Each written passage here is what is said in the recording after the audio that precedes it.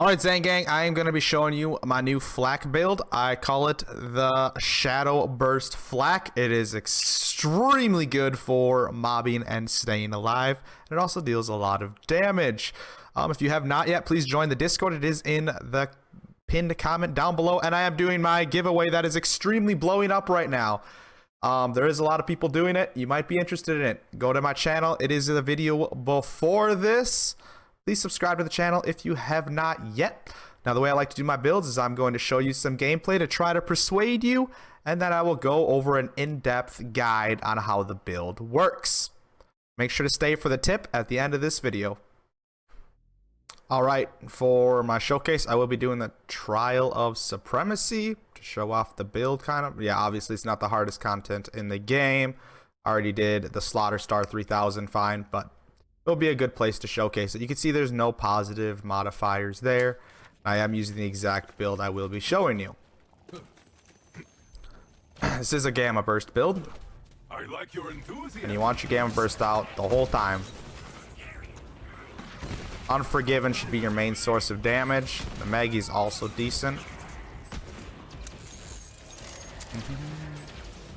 Maggie's great for enemies. You can't crit very easily like these guys. Their heads are pretty small.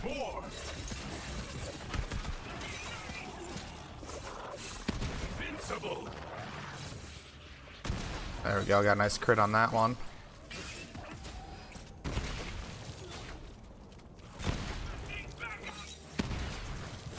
Aww. As soon as you miss your shot, you lose a lot of damage too, because you're kind of cycling through overpower, which I'll go over at the end. War dogs are extremely annoying with this build. That's kind of any build. They're just not fun enemy types.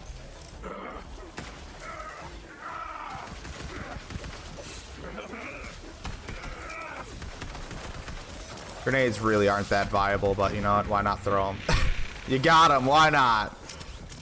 They also do consume your overpowered stacks, which sucks. So if you are trying to cycle through overpowered, you should not be using grenades.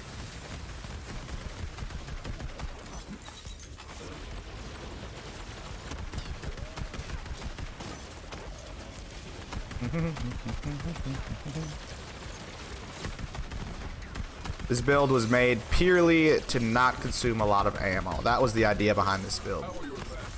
Because I know a lot of Gamma Burst flaks, you burn through ammo crazy fast.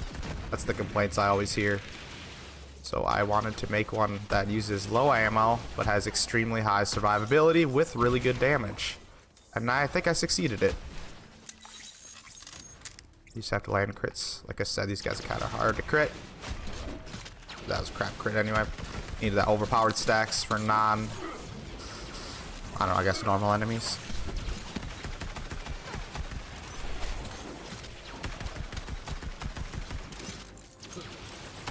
What if you use a homing grenade? One of my chat says.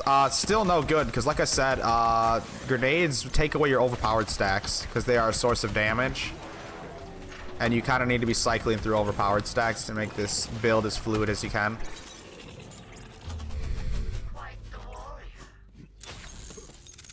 Chew them to bits.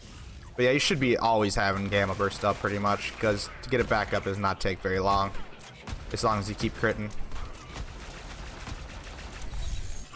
And it gives you a huge source of survivability. Plus, your pet is always taking the aggro as long as it is up. See, that was an overpowered shot. That's why I was able to one-shot that heavyweight. When you have overpowered cycled good, like I do now, you can deal massive damage. Very, very rare your pet goes down, and when it does, it's your job to get it back up with Gamma Burst. Like so, brought him back to life. As long as your pet's up, the aggro is away from you. Very rarely he does go down. If he does, then you just have to get your Gamma Burst back quick via hitting crits, having your shield full, the topped off the Guardian rank.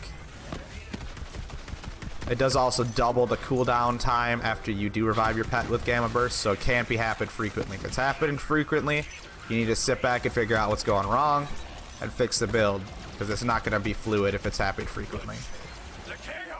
As long as you're dealing damage, your pet is getting healed, so it's a lot like Salvation. Standing still is also very important for this build. The reason it is called the Shadow Burst Flak is because you're supposed to stand out of combat, because there's a lot of flak skills that make it so when targets aren't looking at you, you actually deal more damage. So you're trying to stay out of combat the best you can. There are a lot of shield-based enemies here, which kind of sucks. I missed the crit. Since it is the Guardian-based one, so it's mostly just a Maggie on these annoying enemies. But when I do swap to the Unforgiven for, you know, health barred enemies, you can see the damage output. It's pretty crazy. And this all is on Mayhem 4, no positive modifiers, you saw. Just keep cycling back and forth from your Gamma Burst.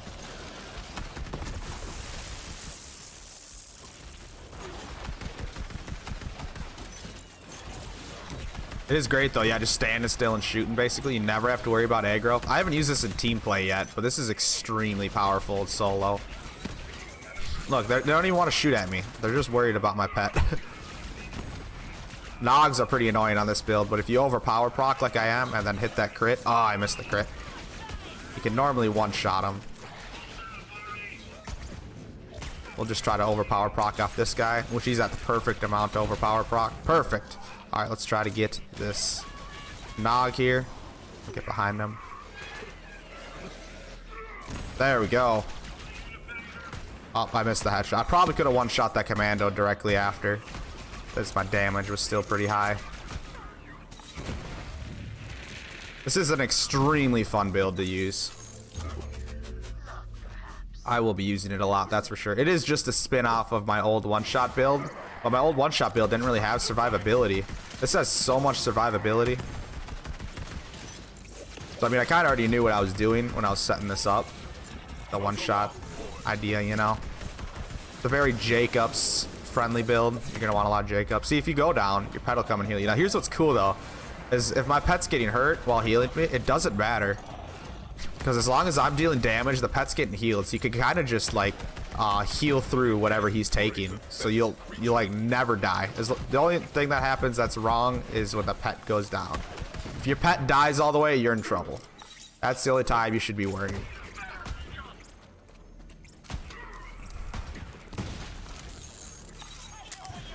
This is a very endgame build too. But I mean, the gear I'm using is not important at all. I mean, you'll see when I go over the build. Like, it's not that impressive of gear, but the Guardian ranks are pretty necessary, which is what kind of makes it endgame. Oh, I missed the crit. That sucks. These guys die pretty quick to Maggies anyway. I am burning a lot of ammo with these Maggies. Probably didn't pick the best trial for this, because there's Nogs and Guardians. We still see the concept. This isn't really made for bossing. It would probably do bossing decently, but it's not made for it. It is made specifically to live through mobbing and to be able to save ammo without using terror and such. That was a crit.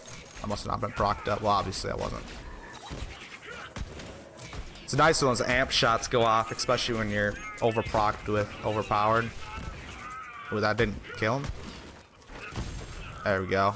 It's nice as the Unforgiven chains too, so it could deal a lot of damage to another target after you kill him.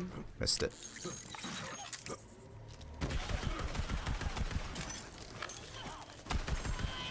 Alright, almost through the end of this area. I don't know why he does this, but he goes back there sometimes, and you can't even reach him. Oof, that hurt. Hit a barrel. Let's just Gamma Burst over there. Kill this Fallen Guardian quick.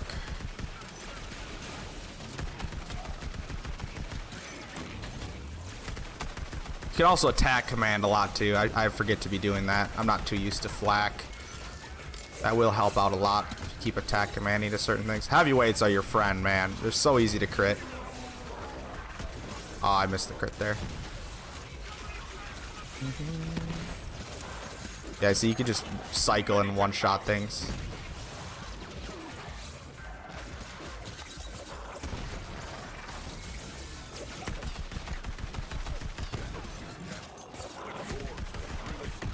I do think this build could do the takedown to solo.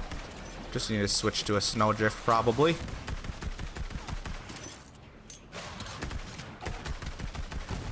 There you go. Let's go over the build. Alright, time to go over the build now. The Shadow Burst Flak. I will try to make this as short and sweet as possible. This can run all the slaughter domes with ease. You won't even die once, in my opinion, if you are running it correctly. I haven't tested the takedown, but I do strongly believe it can run the takedown with ease as well. It's not the fastest build, obviously, because we're not chaining damage and such, but it is a very good survivable build, and it is pretty easy to make as long as you put a little bit of time into the game. All right, let's start it with the gear I am running. Again, pretty easy gear to come across. I do have a really good Maggie with 100% action skill, and that's about the only thing here. I'm not gonna lie. I have really good Maggie, and then I'm using this Unforgiven. Okay, look at the anointment on the Unforgiven I'm using. I'm using a health regen Unforgiven with Tear, but I'm not even using Tear. So honestly, the anointment's not even relevant to my build at all. I mean, I could put Tear in here, but it's just not necessary, because we already have enough ammo and such. It's better to have damage anointments than Terror ones. I would like to find a nice Unforgiven later on. I just don't have one right now. When you are looking for a good Unforgiven, look for the 432. You can see it right there, the crit hit damage. That's what the Unforgiven's known for, is really high crit hit damage. The 432 is currently the highest, I do believe. So try to look for that one. It doesn't really matter. The anointment, like I said, I'm using it without, and it's working fine. This is a fun gun I was using, is the Gatling gun. This doesn't exactly fit the idea of the build because it does burn through ammo, but if you do find one with a consecutive hit anointment, that is pretty strong. In this slot, I do like to run the Lucians. The Cryo Lucians is just a really good weapon. Again, it's not even anointed. I'm not trying to be like all unanointed and stuff. I just simply don't have these anointed, and they do work perfectly fine. If you don't have a Cryo Lucians, just you're gonna need a Cryo Lucians or a Cryo Rowans. If you don't have either of those, you're gonna need a corrosive one of each. That's pretty necessary. The Unforgiven and a corrosive or Cryo Lucians or Rowans. This last spot is your corrosive weapon. Honestly, the best thing for here is just the corrosive cutsman again. It's great for enemies that you can't crit. You're gonna need something for enemies you can't crit. And the corrosive cutsman is the best thing for this slot. I don't have it on my character right now. I was trying some other weapons, and I will highly suggest the corrosive cutsman if you have it. Now for the shield, a rerouter is definitely by far the best shield for this build. You're not getting targeted, and you're always getting that amp damage when you're shooting your Unforgiven, so it's a stupidly high number. So definitely run a rerouter. If you can find one with a nice elemental anointment, that's best for this slot. Grenades completely irrelevant. A nice It's Piss would be cool, but again, you want an element anointment. That's what you're looking for here, is an elemental anointment on your grenade. And they have to be different. If you use the same one, they don't stack. You only get one of the effects. So I'm running Fire Cryo. You can run whatever you like. Shock would probably be good here, but Fire was the only rerouter I have. That's kind of why I have that, and it does help. But a Shock rerouter would be the most preferable. That's just what I'm currently using because I have it. Look at this class mod. Okay, it's an absolute joke. Again, I'm not trying to make like the easy. This is just what I had. Okay, and it worked insanely good. Literally the only thing you need on this class mod is that middle effect. That is so good. Obviously you can get really good bottom rolls. I mean, the delay does help with the rerouter. Now that I think about it, it makes it so I can rerouter more often. I'm not really even sure what you want for the top rolls. That's up to you. They're not that relevant to my opinion because they're mostly after pet damage and such. You just want this exact class mod, the Red Fang. It doesn't matter what kind of Red Fang. Just get a Red Fang of a sort. It fits the build very good. For the artifact slot, it took me a while to figure out what I wanted. Icebreaker is nice to combine with the Cryo Lucians or Rowans that you're running. Auto Idol is good, but it's not needed. I would say run anything except for a Deathless in the middle. Even a loaded dice would be fine with me. I don't care. You're not going to be targeted much. But the Auto Idol does work good. The Victory Rush would be decent as well, but again, it's not complementing the build that much. Auto Idol is the best for the middle slot, but it's not that important. I think the bottom slots are definitely the most important part of the build, and I went with pistol damage. That's kind of the only thing I could find. I would definitely just look for pistol damage to complement the Unforgiven. I also went with regenerate health with the auto idle, which gives me a lot more sustain. It's just not that necessary because we already have a bunch. Icebreaker, again, it's only for the cryo weapons. You're not going to ever proc freeze with anything that's not cryo weapon. It does help. There's no other top effect that's that good. Maybe a snowdrift to get from place to place is the other thing I'd recommend. Either a snowdrift or an icebreaker. Skill tree, pretty simple. It's very pet based. Let's take off the class mod here so you can see it. It will be posted in the Discord as well for easier setup. Thank you for that sub, El Radi. We're running the blue tree here. Here's all the perks. I basically had to get down to this passive right here just for the health regen boost. I'm using the gun damage skag. It's gonna complement my unforgiven damage. Yeah. And then here's the red tree. We're basically just getting cooldown time from the red tree. Pretty simple. Green tree, we were going for this perk right here. When an enemy has no target or is attacking a different target, Fl4k gets increased damage. And the enemy should always be targeting the skag. So it always gives us around a 30% damage boost. There are some other perks that give us stuff like that, especially like standing still here. There's a lot of perks that are built around the shadow form of this build to stay out of combat, which you always should be, which is a survivability. Now, a very important skill to this that you need to realize, where is it? There we go, right here. This is probably the most important skill of the whole build that makes it so viable. Whenever Fl4k's pet deals damage, Fl4k regenerates health for a few seconds. Whenever Fl4k deals damage to an enemy, their pet's health is restored for a portion of the damage dealt. If you have run the meta Zane that everybody is currently, you would know that salvation is what makes that build so viable. You're always topped off on health and you can't die. Well, Fl4k is doing that to his pet while his pet is taunting everything and just tanking all the damage. So you're always keeping that pet alive. And then it goes good with perks like this. When you're in fight for your life, your pet comes and revives you. I mean, you can keep your pet at full health while he's sitting there and reviving you as long as you're shooting and dealing damage. This build is very good and has probably the best survivability I've ever seen on Fl4k with still being able to deal damage. I was very impressed. I wasn't sure what was going to happen when I created it, but after testing, I am so impressed. I think you guys will be as well. The very last thing I do need to go over is Guardian ranks. Of course, I have a very high Guardian rank, which helps a lot. And there is a few Guardian perks that are absolutely necessary to make this build viable. The very first one is Overkill. If you are really that early to the game, you absolutely need to get Overkill. That is the most important perk to this whole build. Almost more important than the whole skill tree. Excess damage from a kill is added to your next shot. So basically, if we keep dealing more damage than the enemy's health, we can keep stacking that damage. And you can see, I can one-shot heavyweights, I can one-shot commandos. You could even one-shot bosses if you set up correctly. Now, this only goes up to 5 times damage, but 5 times an unforgiven shot is ridiculous and could one-shot almost every single ad. So this perk is extremely important. After this perk, you will absolutely need topped off to keep your gamma burst coming in and out. Some of the survivor perks are going to help you too, but Overkill is the most important. Now let's go over the tip of the day. Dad's tips to not be dead. Alright, today's tip of the day is very important. Sadly, I believe it only goes to console players, PS4 players, and Xbox One players. We are talking about quick aim. When you are using a controller, I don't think mouse does it. When you're using a controller, you have aim assist. So when you're looking at a target, it kind of like drags you with the target. I don't know if you've noticed it, but it keeps you with the target, so they're a lot easier to shoot. Well, you can kind of abuse this, which you may have watched in a little bit of my trial run, but you can simply just quick aim onto their crit spot, and you can kill most enemies in one shot like that. Just simply quick aim and shoot. Get a little bit of practice into it, and it works amazing with this build.